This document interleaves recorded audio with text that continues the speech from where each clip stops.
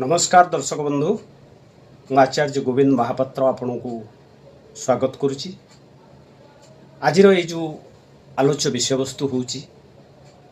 जदि आपण घरे किसी अशांति लगी रोचे सब बड़े अशांति लगी रोचे आपड़ जिते जहाँ कले घरे शांति फेरुनी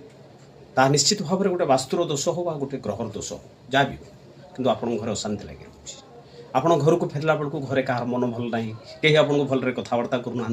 खाद्य रंधा हो खाद्य खाइबा लोक ना बहुत किसी असुविधा होता अनुभव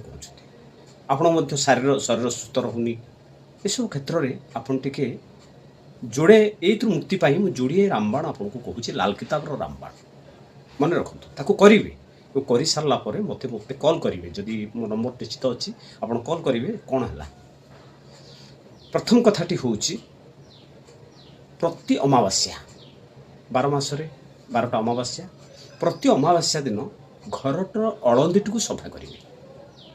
एवं स्त्री लोक मैंने उड़ेला बेले गोटे कणरे अलिया गदे दिखती बहुत लोकर अभ्यास एवं अलिया एमती गदा रखिथे आउ किसी लोक कौन करती घरे थिबा लुहा जिनिस घरे जो लुहा जिनिस थाए बा ये थाए छोट मोट प्लास्टिक जिनिस भंगारुजा जिनिस आक सब नहीं गोटे जगह रखिदे किसी काम को नुह से गुड़ाक ताकू नहीं रखिदे जहाँफल कौन हुए ता ही ऊर्जा जो नेगेटिव ऊर्जा को घर भीतर को आने ये जो नेगेटिव ऊर्जा जो सृष्टि हुए से आपड़ के शांति रहीपर ना तेणु बंधुगण यहाँ प्रति अमावास्या करेंगे तापर कौन करेंगे झुणा धूप प्रति घरे प्रति घरे टे बुलेदेवे झुणा धूप देखिए आप केते शांति रे द्वितीय कथाटी हूँ जदि अशांति लगुच घरे जदि आप शरीर सुख रहुनी जहाँ भी करुँच मन भल लगुनि ताहले कौन करेंगे ना जो अस्वस्थ गछ जानी अस्वस्थ गछ जो गछ पूरा पॉजिटिव ऊर्जा बहुत दिए कहीं ये गछ माटी उत्पन्न हुए ये गछ गोटे भगवान माने जो कहते हावारे उत्पन्न हुए ये गछ अस्वस्थ गछ मूल कौन करेंगे सोरिष तेलर दीपटी सजाड़े